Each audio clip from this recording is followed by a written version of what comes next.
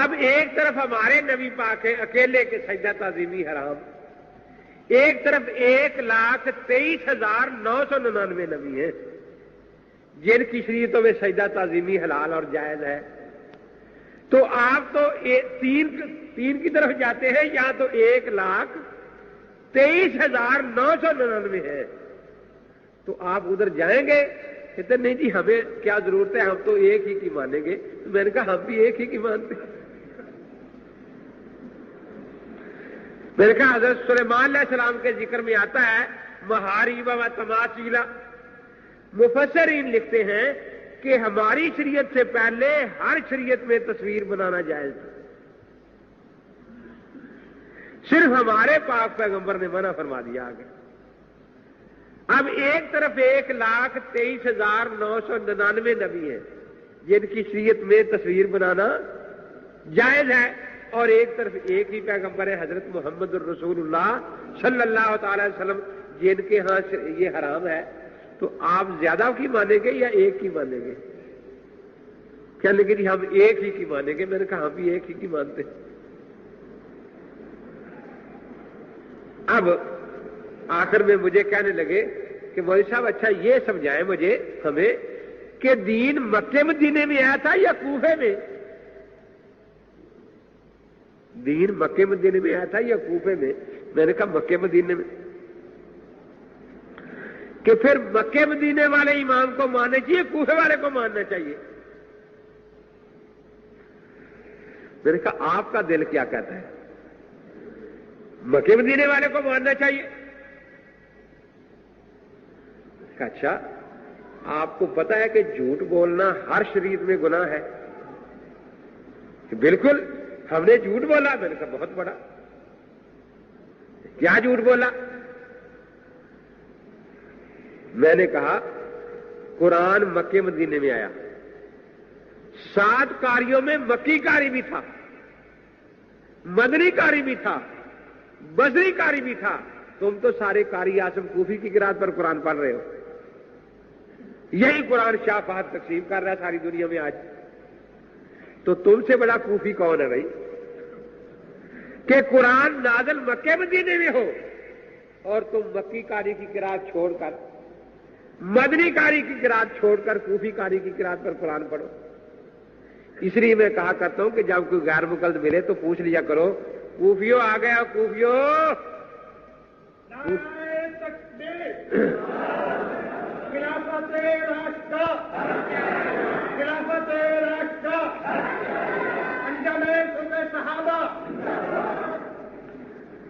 تو میں نے کہا تم سے بڑے کوفی کون ہے بھائی جنہوں نے مکے کا قاری چھوڑ دیا، مدینے کا قاری چھوڑ دیا، بصرے کا قاری چھوڑ دیا، اور قاری اعظم کوفی کی قرات اور قاری حفص کوفی کی روایت پر قرآن پڑھ رہے ہو ساری عمر. اب مجھے کہتے ہیں کہ جی بات یہ ہے کہ کوفہ والوں نے قرآن خود تو نہیں بنایا تھا نا، صحابہ کرام آئے تھے کوفے، 1000 سے زائد صحابہ کرام، تو وہ مکے مدینے سے قرآن لے کر آئے تھے. میں نے کہا اگر نماز وہی نہیں کہتے کہ مکے جا کے کوفے جا کے نماز کو نہیں بنا لیں گے، یا نماز بھی وہاں سے لے کے آئے تھے؟ کیا خیال ہے آپ کا؟ نماز بھی وہاں سے لے کر آئے تھے نا. اگر اہل کوفہ پر قرآن کے بارے میں اعتماد ہے تو نماز کے بارے میں بھی اعتماد کرنا چاہیے. لیکن کرے کیا؟ وہ ایک رافضی کہتا ہے یہ نماز غلط ہے، دوسرا رافضی کہتا ہے یہ قرآن غلط ہے. لیکن قرآن کوفہ میں کہاں سے آیا؟ مکہ مدینہ سے. نماز کہاں سے آئی؟ مکہ مدینہ سے. تو جب کوفے والے امام کی قرات قرآن کی تمہیں پسند ہے تو کوفے والے امام نے جو نماز صحابہ کی مرتب کر لی بھئی وہ کیوں پسند نہیں؟ پھر ہمارے امام صاحب تابعی ہیں الحمدللہ، آپ نے صحابہ کی زیارت کی ہے. جس صحابی نے اللہ کے نبی کا دور نبوت پورا پایا وہ بھلا کتنے سال ہے دور نبوت؟ 23 سال. بالکل ٹھیک ہے. کتنا؟ 23 سال. اور امام صاحب نے تقریباً 40 سال صحابہ کا زمانہ پایا ہے. تو 40 سال کی عمر میں مسلمان نماز شروع کر دیتے ہیں یا نہیں؟ خاص طور پر خیال قرون کے مسلمان کیا خیال ہے؟ تو آپ کی مسجد میں جماعت ہوتی ہے، کوئی بچہ بھی کھڑا ہوتا ہے تو آپ دیکھتے تو ہے نہیں کیسے نماز پڑھ رہا ہے. امام صاحب صحابہ کو دیکھتے تھے اور صحابہ امام صاحب کو دیکھتے تھے نماز پڑھتے ہوئے. اگر امام صاحب کی نماز خلاف سنت ہو تو صحابہ کو ٹوکنا چاہیے تھا یا نہیں؟ تو اب دیکھیے، میں یہاں آپ کے یہاں آیا ہوں، غالباً اس مدرسے میں پہلی دفعہ حاضری کا موقع ملا ہے، تو میں یہاں نماز پڑھوں، اللہ اکبر، اور سر پر ہاتھ باندھ سبحانک اللہم و بحمدک و تبارک اسمک. آپ نے ہنسنا کیوں شروع کر دیا ہے؟ ایک سنت کی مخالفت ہوئی نا، کیونکہ حضرت علی کرم اللہ تعالیٰ وجہ فرماتے ہیں من السنت وضع الکف علی الکف تحت السرہ. سنت طریقہ نماز کا ہے کہ ہتھیلی پر رکھ کر ناف کے نیچے ہاتھ باندھے جائیں.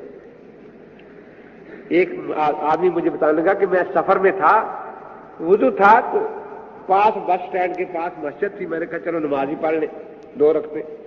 میں جا کر نماز پڑھنے لگا، میں نے ہاتھ ناف کے نیچے باندھے. ایک بابا جی بیٹھے تھے، انہوں نے نماز میں آ کر ہاتھ اٹھا کے یہاں سینے پر رکھ دیے. میں نے اٹھا کر سر پر رکھ لیے. وہ نماز کے بعد لگتا ہے یہ کیا تھا؟ میں نے کہا وہ کیا تھا؟ میں تو یہ سمجھا کہ شاید سینہ عرش کے زیادہ قریب ہے تو سر اس سے بھی زیادہ قریب ہے، چلو اور اللہ کے عرش کے قریب ہو جائیں ہاتھ. تو میں اگر ایک سنت کے خلاف نماز میں یہ کروں تو آپ مجھے روکے ٹوکیں گے یا نہیں؟ جی،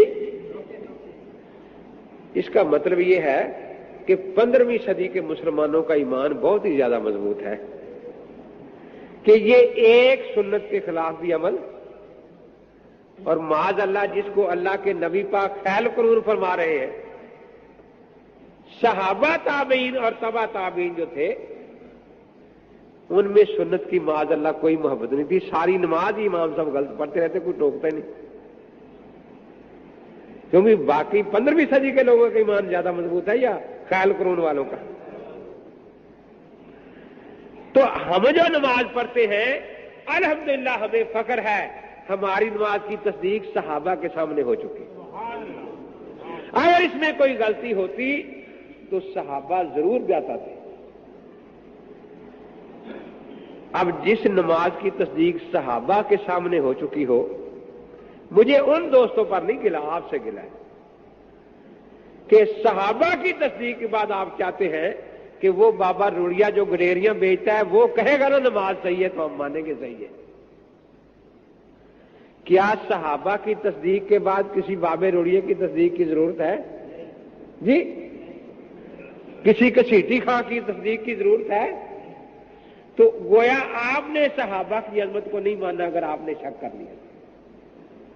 امام صاحب تابعی ہیں، کہہ دو صحابہ استاد ہیں. صحابہ استاد ہیں، تابعین ہم جماعت ہیں، تابعین تبع تابعین شاگرد ہیں. ہماری نماز صحابہ کے سامنے تصدیق ہو چکی، تابعین کے سامنے تصدیق ہو چکی، تبع تابعین کے سامنے تصدیق ہو چکی. ان کی تصدیق کے بعد ہمیں کسی 15ویں صدی کے آدمی کی تصدیق کی کوئی ضرورت نہیں ہے. یا ہے؟ گجرانوالہ میں یہ بیان کر رہا تھا میں، تو ایک نوجوان کو غصہ آ گیا، کھڑا ہو گیا سامنے کہ جی آپ کی نماز تصدیق ہوگی ہماری نہیں ہوئی. میں نے کہا فرمائیے. کہ حکیم صادق سیال کوٹی نے کتاب لکھی صراط الرسول، نوائے وقت اخبار نے تصدیق کی کہ بہت اچھی کتاب ہے. مرزائیوں کے رسالے شہاب نے تصدیق کر دی کہ بہت اچھی کتاب ہے.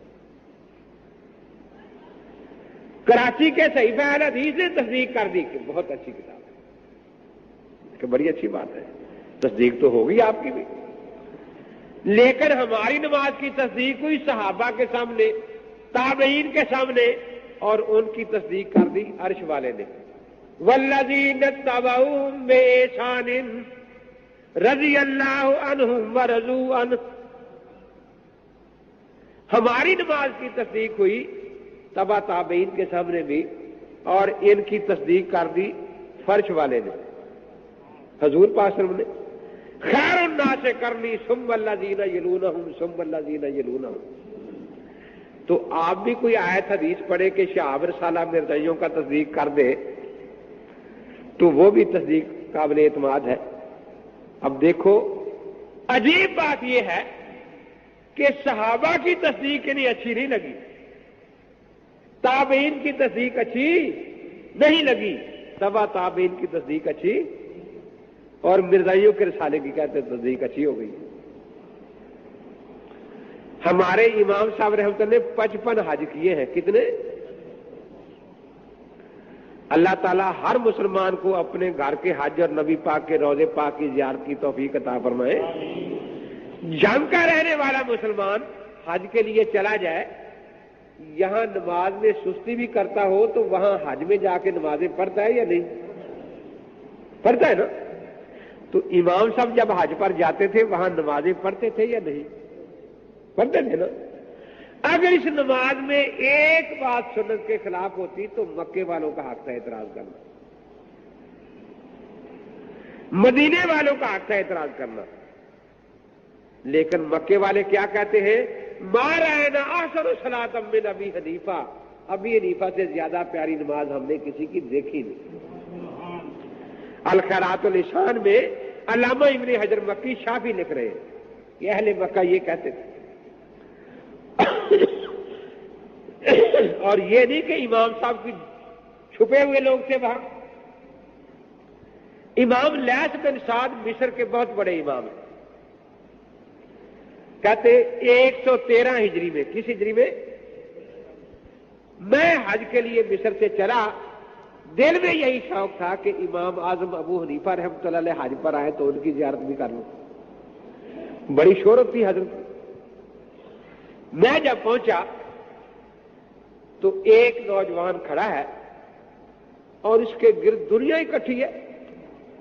کوئی قرآن کی آیت کی تفسیر پوچھ رہا ہے، کوئی حدیث کے بارے میں پوچھ رہا ہے، کوئی قاضی قانون کا مسئلہ پوچھ رہا ہے، کوئی تاریخ کی بات پوچھ رہا ہے، کوئی جغرافیہ کی بات پوچھ رہا ہے. اور میں حیران ہوں کہ سوال کرنے والے کو سوال کرنے میں دیر لگتی ہے لیکن اسے جواب دینے میں دیر نہیں لگتی.